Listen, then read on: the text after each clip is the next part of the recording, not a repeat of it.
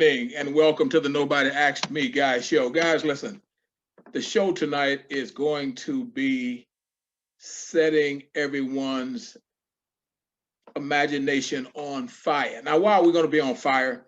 First of all, we have with us Uncle Selwyn Jones, who is the uncle of George Floyd. Now, many of you have met Uncle Jones and you've had opportunity to have conversations with him prior to this show. However, you didn't meet him prior to the trial, and now the trial is in day 5, and I'm sure most of you probably have been watching it. We have Dr. Deborah Fuqua with the United States.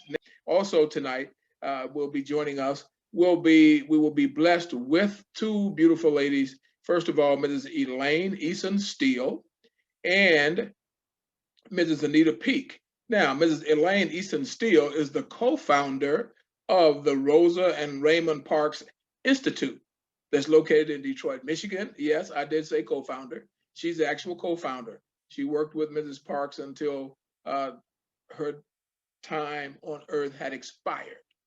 Mrs. Peaks is the executive director of said center as well. A little out of order, but I want to do it out of order. I want to encourage all of us to support the Rosa and Raymond Parks Institute of Self-Development. It's a fantastic undertaking. They grow young men and young women all the time. They take them to Africa, different places like that. And like any nonprofit, they are always seeking donations.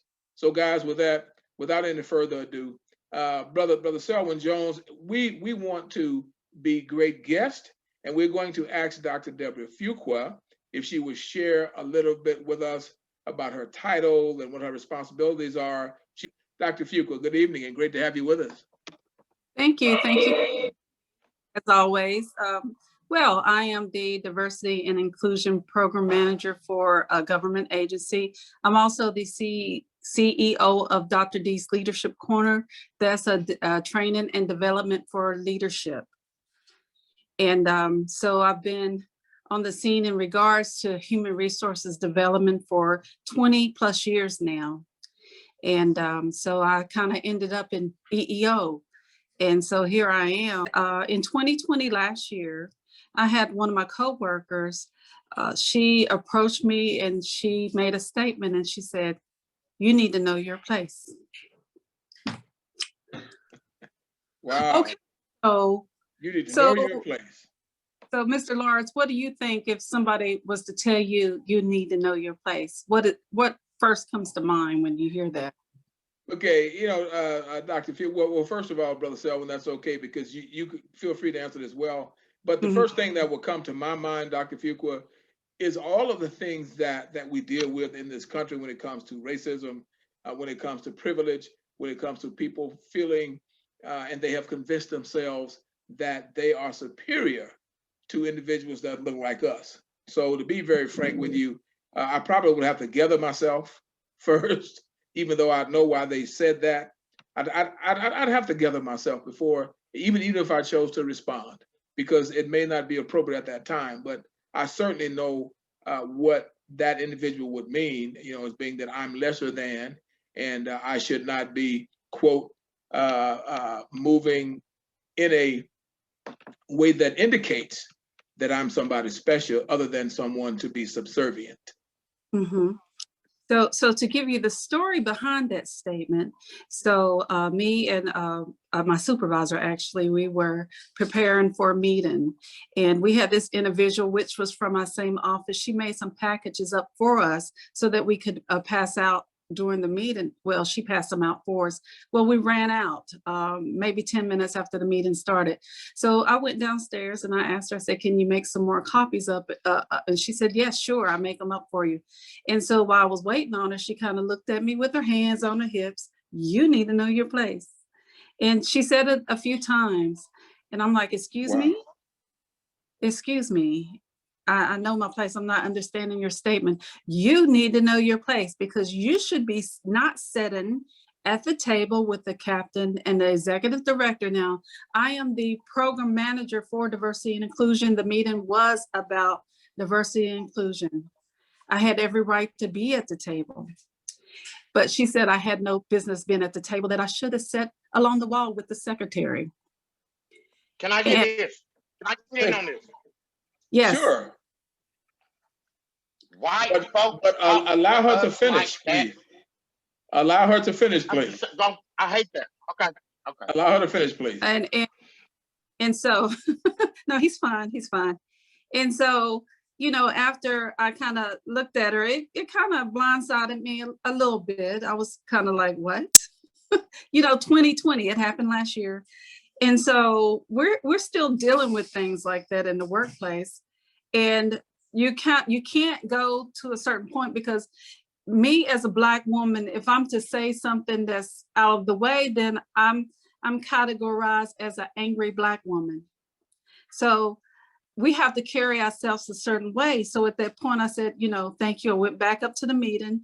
I sat at the table because nobody's going to tell me where to sit.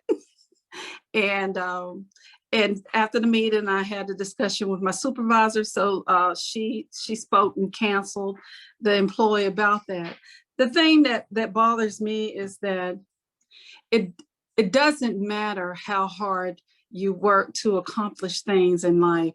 I worked very hard to become a doctor, but still, people will say things like that to me. Not often, but they still say them to me. And it's a shame that we have to work so much harder to get where they are, that they don't have to work hard for at all. So it's there, it's evident. Racism is here. It's alive and well. Mr. Jones, please weigh in, sir. Well.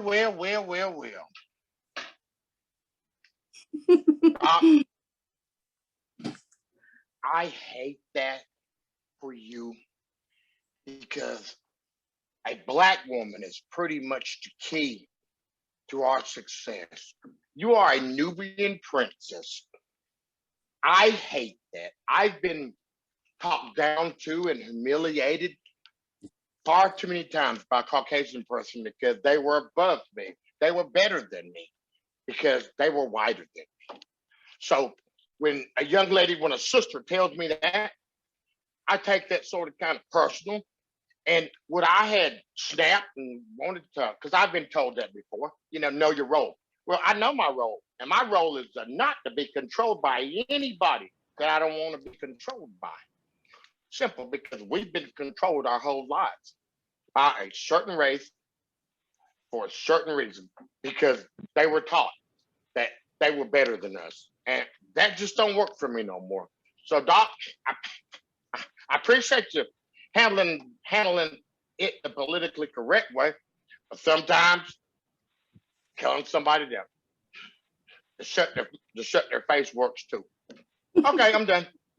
Hey, listen, we have a whole lot to talk about tonight, and so we're so happy that you're here. We have Brother Darryl Triplett.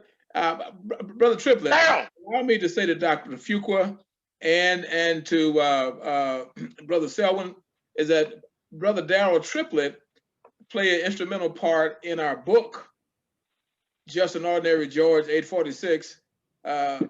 He collaborated with Dunstan Coney about adding George in that painting.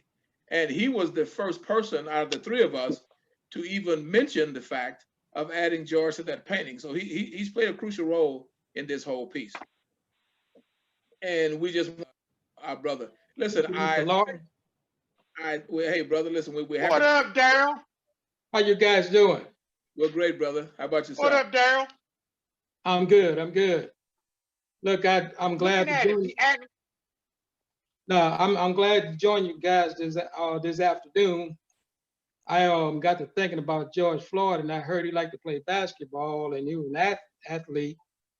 So I decided to complete a painting with Mr. George Floyd, looking on the guys from the neighborhood playing basketball. So here's what I'm trying to do right now. So you guys caught me in the act. So wow. I want you Wonderful. Hold on, man. Why y'all always trying to make me cry? Why y'all always trying to make me cry, Darryl Triplett? Every time I talk to you, you're trying to make me cry. I didn't mean to. Listen, guys. Every Can time. you do that? Every time I see you, that's beautiful, Daryl. It is. That is. Every time I see you in Donson County, y'all got something up your sleeve. Y'all trying that emotional stuff on me, man.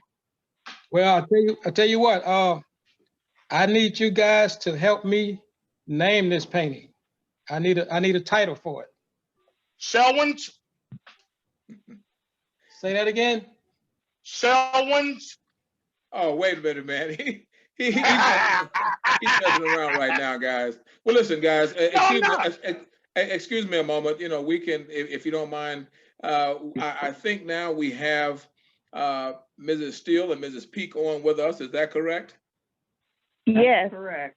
Good evening. Okay, ladies and gentlemen, we do have with us Mrs. Elaine Steele and Mrs. Anita Peak. Elaine Steele, as I shared earlier, is the co-founder of the Rosa and Raymond Parks Institute of Self-Development. And Mrs. Anita Peak is the executive director. And they are joining us as I was telling the group, Mrs. Peak and Mrs. Steele, is that obviously we know that the two of you have been at this fight on injustice longer than we have, because you were there with Mrs. Parks, etc. So we want to welcome you to our set this evening. Thank you. Thank you. Thank you. And what we are presently discussing, Dr. Deborah Fuqua also is here with us, and she was sharing something, and quite frankly, Dr. Fuqua, if you don't mind, do you mind just kind of sharing with the ladies, Mrs. Peak and Mrs. Steele, about your experience and get some of their expertise on that? My experience was I had a coworker that made a statement, you need to know your place. And that kind of blindsided me. And the circumstances was that I was preparing for a meeting and we needed some packages made. And so once I proceeded to get some more packages made by this individual, she let me know that you need to know your place. And so when she made that statement, that really took me back to, I was telling someone, that took me all the way back to Rosa Parks on the bus. You need to know your, I can sit anywhere on the bus if I want to sit on the front, in the back, in the middle. And so that's what I was thinking at that moment as well. Like, that took me back for a few minutes. So she ended up, getting counseling and things like that. But in 2020, here we have people making statements like that. And they believe they have the right to make statements like that to us. And what I have noticed that, the past 4 years, people have been bolder with their statements. These supremacist groups, they've been bolder. And it's here. So racism is still alive. I see that the policemen, and that's a fear that I have as a minority, a mother, is that, my son may get pulled over by the police. They're nothing more than modern day lynching. So that's my thoughts about it. Yeah, that was my story. That's hard to hear in 2021. I thought that this is Anita Peak talking, I thought things would be a lot different, but they haven't changed. Mm-hmm. And that's because I feel, as a people, have forgotten, or we didn't think that the past applied to us. And I think that we need to read and understand our history a lot better. And for example, Mrs. Parks clearly knew where her place was on the bus. And that's why she didn't get up, was because she was sitting where she was supposed to be sitting. And she felt that if you can't even, it's bad enough for the bus to be segregated, but if I'm sitting where I'm supposed to sit, the bus driver should not be able to come and make me stand. And that's what's happening to us, that we don't seem to know what our rights are. So we accept too many wrong things. And this very horrible George Floyd trial lets you know how bad it is in 2021, that we are afraid to stand up for our rights. And we seem to have been less afraid 60 years ago than we are today. And that's a sad testimony. You know, that's a, Mrs.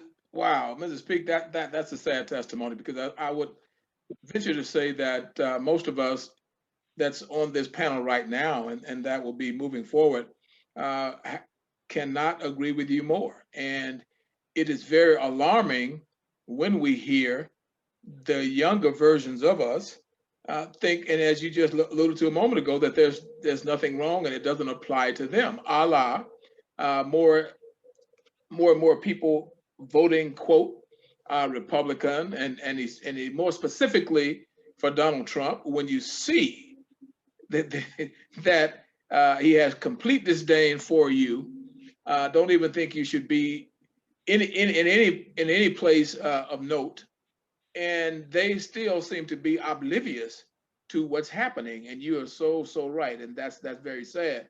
And as you mentioned, Brother Floyd, if Uncle Jones would kind of share with us a little bit about his experiences. He was in trial today, and I know it had to be very traumatic and not very comfortable. Brother Jones, would you speak to us a little bit about that, please? Hello, ladies. How are you? Fine. How are you? Well, you know, dear, we're going to cover a little ground right now. And I talk fast. I've got too much energy, but that's okay. I'm going to slow it down a little bit. The things that y'all had to go through to get us to this point, I will get on my knees and bow to you, because without strong human beings like you, people like me don't exist. Dr. Fuqua, that hurts my soul to hear somebody say you know your role.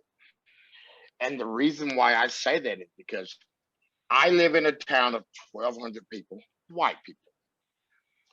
Before my nephew died, I own a motel. I'm an entrepreneur. Before my nephew died, I was a good old dude. The day that my nephew got buried,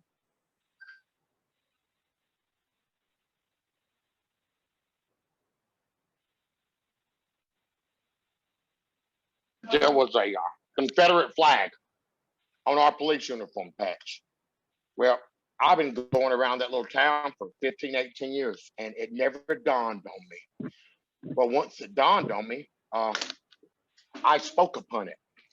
And I went from being the hardest working, thanks for opening an old motel in our community, because we need to bring some more money to the community, to being the biggest nigga that ever lived, the biggest drug dealer that ever lived.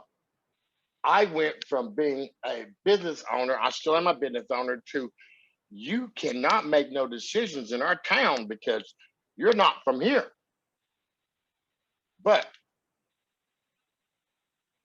And it didn't blow me away, because I'm from Jim Crow South, a little town called Goldsboro, North Carolina, and I've seen all of this before. So pretty much what I'm telling you is I sit in a parking lot, which I own, not debate, which I own, and I see people ride by every day. The other day when George first went to court, I seen some fellas ride by and it's like, free Chauvin. And I laughed, because this thing that we're going into is a lot bigger than Derek Chauvin. It's a lot bigger than police brutality. It's humanity. It's us being able to walk down the street and not have to worry about nobody telling us we know our role.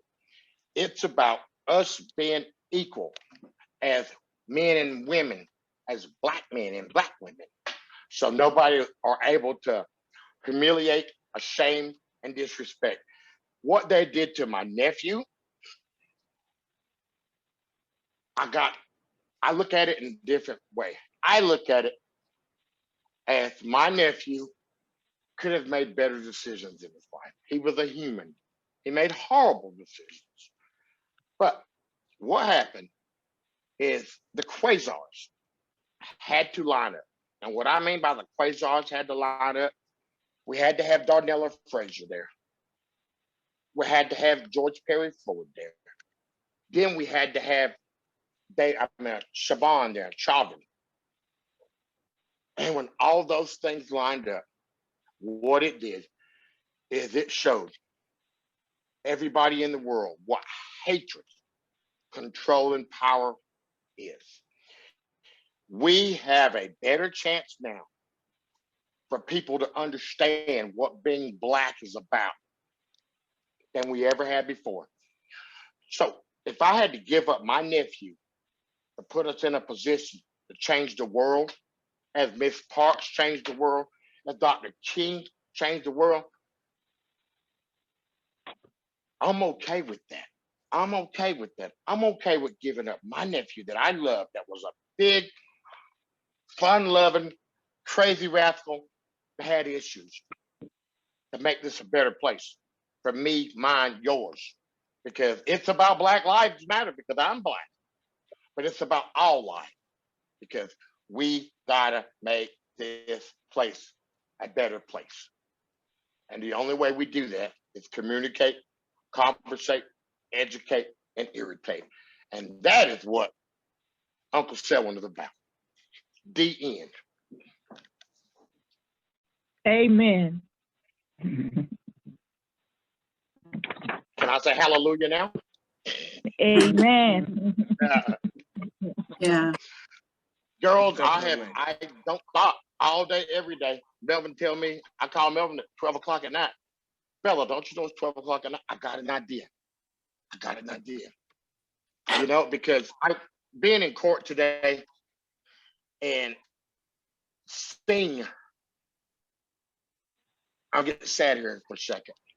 Being in court today, and I ask people this, when you first saw that video of my nephew, after about 30 seconds of watching it, you honestly knew in your heart that he won't gonna leave until he died. You know, he had to die to leave that particular situation that day. You know, and I think about all the pressing things, the oppressive things that people have done and said to us because we grew up poor. And imagine being in some place and there's nothing you could do but wait to die before the pain was relieved. Well, that's what we had to do. And I have relived that probably 992 times in the last 5 days. And I'm still wondering, what in the heck are we not missing? What in the heck is somebody missing that we got to continue to go through this? Because Stevie Wonder and Ray Charles could listen at the way my nephew was treated and knew that he wasn't with us anymore. So it's a process, you know. People, the question today, the DA said, so how do you think we're doing? And I said, I'm not putting the horse before the cart. I'm not putting the horse before the cart because I've seen worse things happen. And I'm not going to be convinced that my heart is going to be soothed ever as far as this situation goes. But what it's doing is it's giving me fire that I can spread my word of justice and equality forever, because I ain't quitting, because I don't ever want to see nobody in the situation as my nephew, especially any of mine. I'm done talking now. I'm done talking, girls. You can have it. I would like to just make a comment that I would like for you to know that this case, this death, it touched many people across the world. I know personally, when I saw this happen, I was thinking about the men in my life, and it's very sad that it bothered me so bad. When you find yourself crying for somebody you didn't even know, that's how it touched me. And so the thing is, I wrote a poem, and I'm gonna have to get that poem to you. And it was right after death. It's feel right free after. to share it. Feel free to share it. You can feel free to share it tonight if you'd like. Well, I have it on my phone. I'm kind of have to get off it, but I can. Melvin, leave her alone. That's for me. That's for me. Leave her alone, Melvin. That's for me. And I posted it on my social media pages, and so I want you to know that this case has touched millions of people, and around the world. People are praying for you and your family. And it's not just about you all, it's about all of us and what we're going to do, what we're going to do next. And it's different to say that we're going to do this, but it's really about action. What actions are we going to take to make a difference in the world? So that's what we have to do. Just thank you for sharing that with me. And I just wanted you to know that this touched my heart, my soul. People that I'm with in my life, we were all saddened by this. And so I just hope that you're uplifted and through this trial, and that you and your family will get through it and bring justice and peace in your life about it. So thank you. That's all I wanted to say. Thank you. Wow. Mrs. Peak, Mrs. Steele, would you like to share? Before I ask any questions here, I want to give the opportunity for everyone just to kind of share what they feel, and before we start asking questions. Well, this is Anita Peak again. I think we all, it broke all our hearts, what happened to your nephew.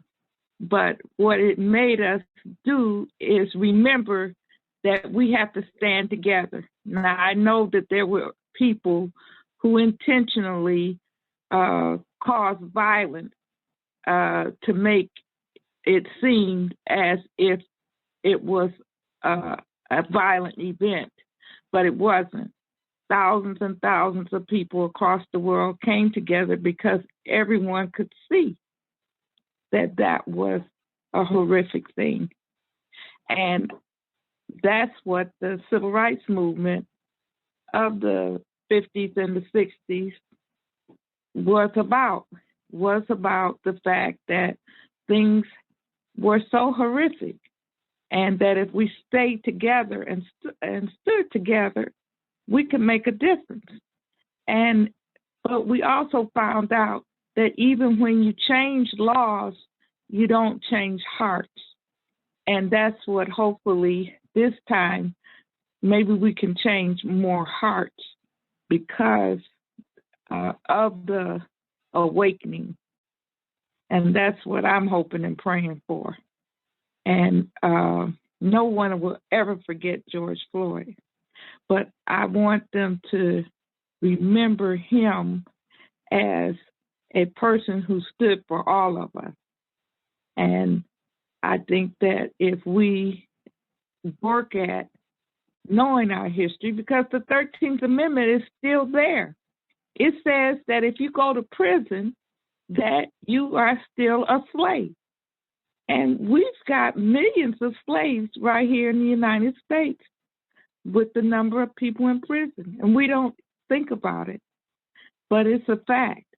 There's a lot of wrong things that are going on right here in the United States that we can work together and change. And that voting rights bill and the John Lewis bill, all those bills, the George Floyd bill, those bills are very important. And we can stand up and make sure that they get passed in the right way. we have the ability to do that, and that's what we have to do. We have to make the changes that we need to make.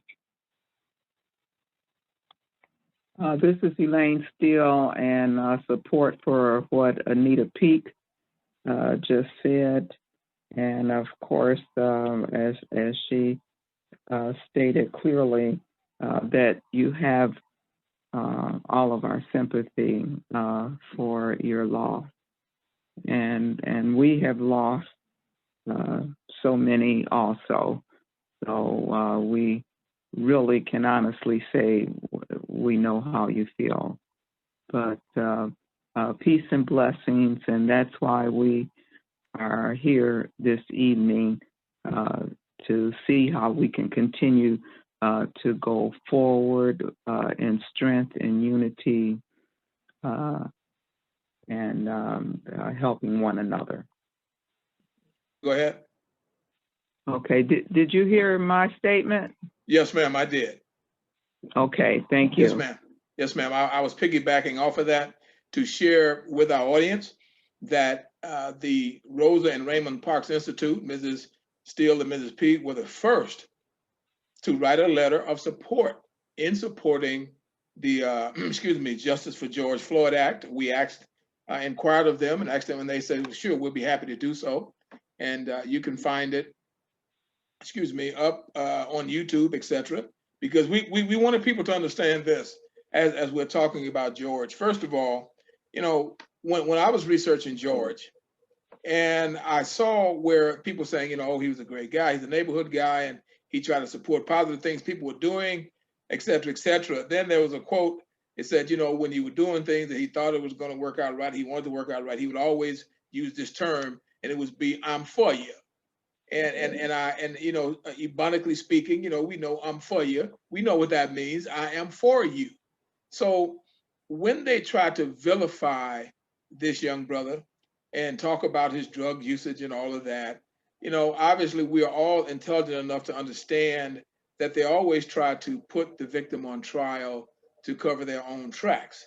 However, I still want them to mention that, you know, I'm for you. And the reason he would say, I'm for you, instead of wasting people's time trying to talk about something that really doesn't matter, because everybody saw him be murdered and all the other stuff is craziness. So again, getting back to the Rosa and Raymond Parks Institute for Self-Development, again, I want to share, as I did in the opening, is that here is an organization that has been around and has stood and is standing the test of time.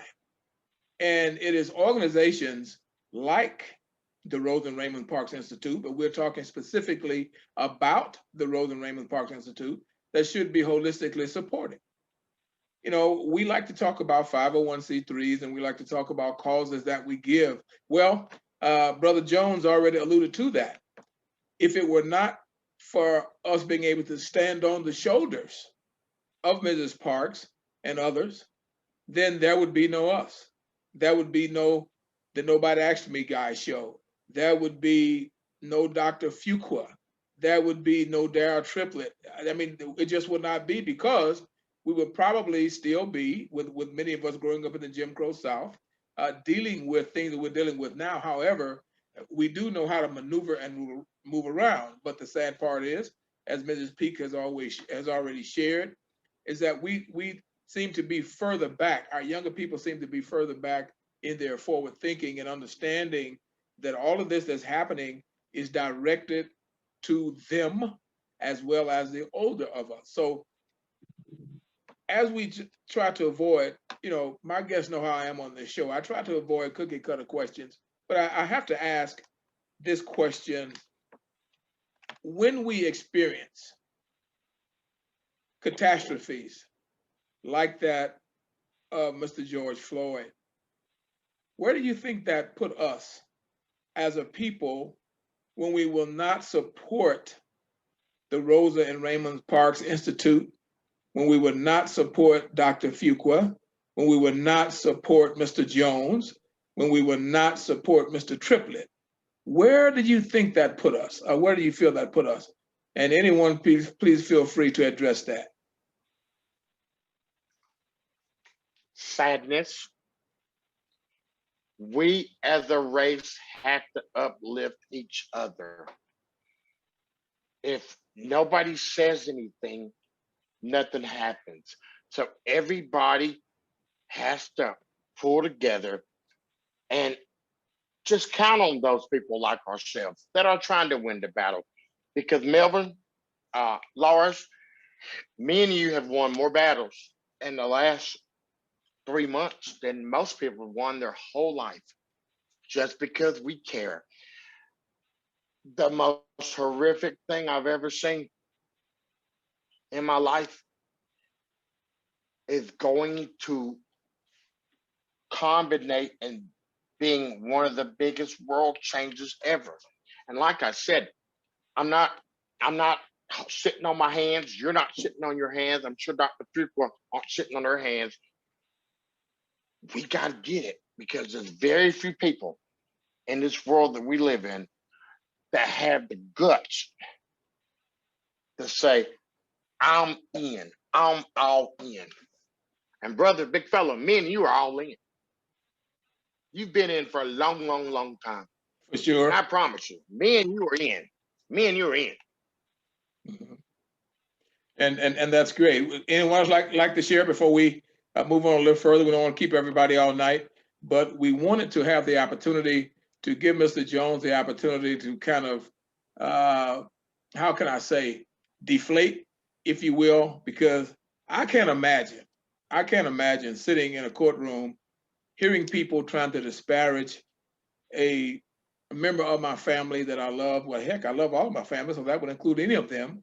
And to have to sit there and to hear all manner of negative things, not trying to pretend that he was perfect, or any of us are perfect for that matter. However, when we have any situation that's unpleasant that happens to us, the last thing any of us, if we're honest, want to hear is about how imperfect we are, or how imperfect those were that we so loved. So, Mr. Jones, you and I go back and forth all the time, but I have to say to you publicly on this public forum is that my heart goes out to you, brother. You know, I understand that when people have to fight all of the time, then it's never a pleasant moment when you have to face something like this. Thank goodness, as I said already, I haven't had to face anything like this with a family member having to go through and actually watch them be murdered. But I will share this, and I tell people all the time, I grew up in a home filled with domestic violence, and I had to watch my mother be mistreated all of the time. And let me tell you something, that pushed me up to some place I thought I would never go. Had it not been for my mother, we wouldn't be meeting today. And I think you know where I'm going with that. So seen that before. Yeah. So just to have to hear and watch this, and I'll be honest with you, I know that we talk about the Constitution and everybody get their day in court, but I will not be a hypocrite here. Just to have to sit and watch this joke called a trial. That's exactly what it is. Yeah, and everybody clearly knows exactly what it is. Yes, and everybody know clearly what happens, and we give people try to give people a pass because they wear a uniform and a badge. And let me say this to you guys. I ask people all of the time, have been an educator, why is it that if a teacher is doing a poor job in the classroom, they get castrated, they get vilified, and nobody bats an eye? But because you have somebody with a uniform on and a badge that does the unthinkable on a regular basis, and everybody tries to turn a blind eye, how hypocritical is that? Or dare I say, and I can get a pass saying this because it is Good Friday. So I'm not preaching to anybody, but I do get a pass because it's Good Friday. Here we have Good Friday. Here we talk about the crucifixion. here we have people having the opportunity to make a decision. Do we want Barabbas, or do we want this man that says he is the Son of God? Now, we know that Barabbas has bullied the town. He's raped, he's pillaged, he's terrorized. But here's a lowly guy comes in town. We put down palm branches singing Hosanna, who will save us from the Romans. But when we get an opportunity to save this man, even though we know the biblical version, that's why I'm saying I'm not preaching, we know this had to happen, etc., according to the Bible. But I'm just saying, the people didn't know it had to happen, and they chose Barabbas. And I'm asking us tonight, as we get ready to close in a few minutes here, how many of us are going to choose Barabbas? How many of us are going to say, well, maybe he shouldn't have been doing the drugs, or well, maybe he shouldn't have had a counterfeit? You think about it. You lose your life for $19.99 and a penny. You're not murdering anybody. You're not charging the capital. You're not holding anybody hostage. You're not doing any of that stuff. But we have people in these United States, as Mr. Jones has already stated, writing by his house, talking about Chauvin. Think about that, guys. I didn't mean to go there, but as you guys were expressing what you were expressing, as Dr. Fuqua was talking about it as early as 2020, someone had the audacity to say to her, she didn't know her place. It's insane. But anyway, guys, I want to thank everybody for being here. And if you have closing statements you'd like to make, please feel free to do that at this time before we again talk about supporting the Rosa and Raymond Parks Institute. Well, this is Anita Peak. I want to thank you so much. Mrs. Parks used to always say, education is freedom. That was something that was so denied to our people. And it's still being denied today, because if you don't know, the United States, as far as Western countries, we're near the bottom. Why? Because more people of color. That's how Trump got elected and so forth and so on, because more people of color are in the United States.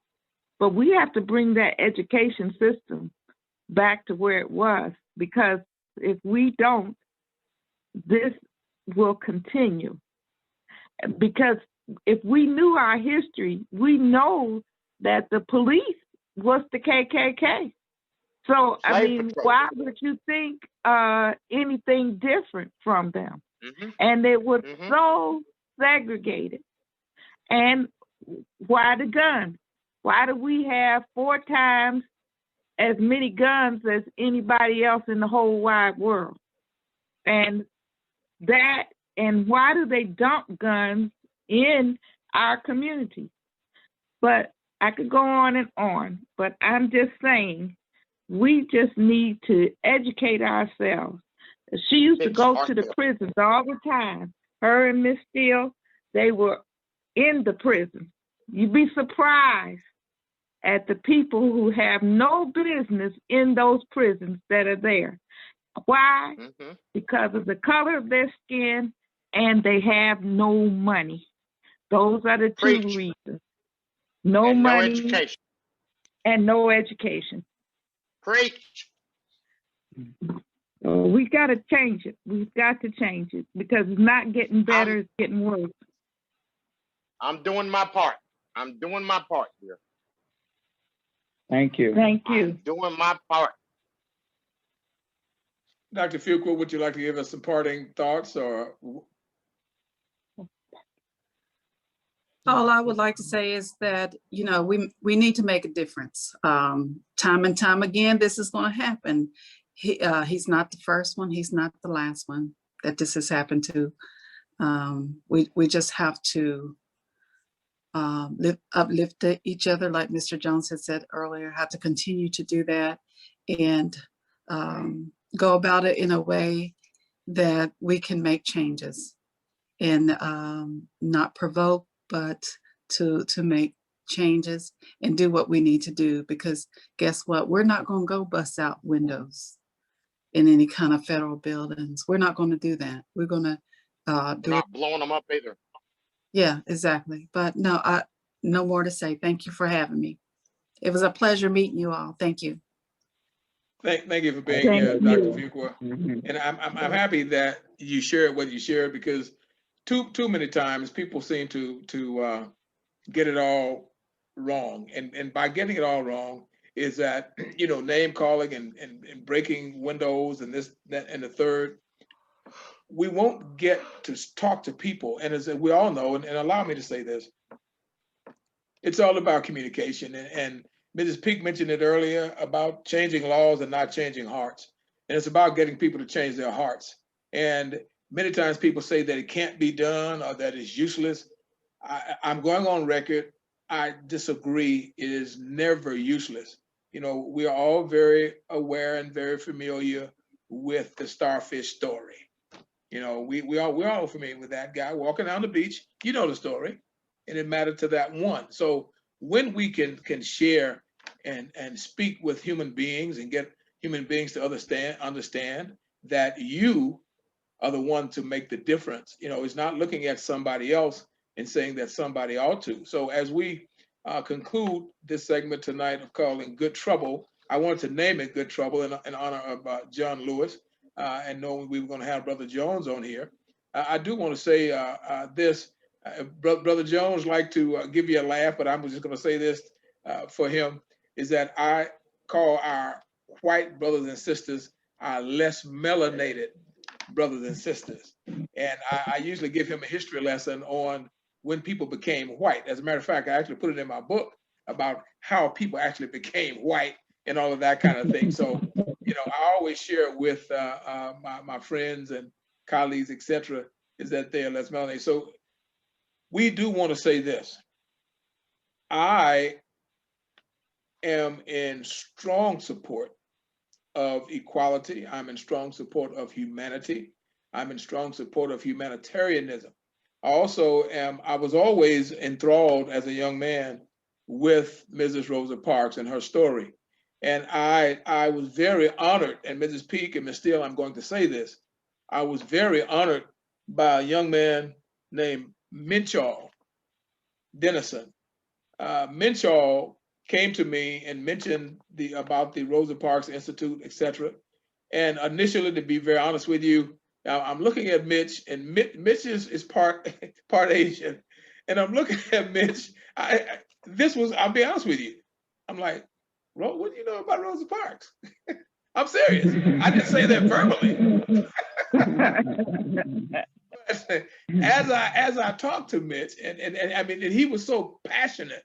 He was so passionate, and he convinced me, you know, to come aboard and do some volunteer things, and I've been doing it ever since.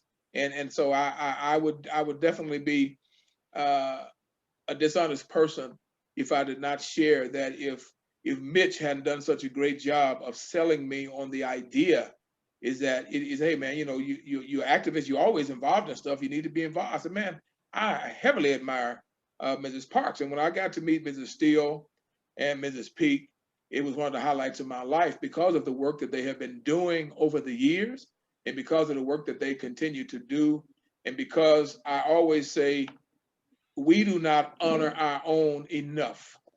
So I want to say, I honor Mrs. Steele, I honor Mrs. Peak. Yes. Obviously, we all Mrs. Parks, and we want to encourage each and every one to donate to the Rosa and Raymond Parks Institute. And guys, Mrs. Steele, I'm going to tell you, I'm going to tell them how you had to spank me a couple of times, because when I was sharing the name, I would lead out with Raymond, and she would so kindly correct me.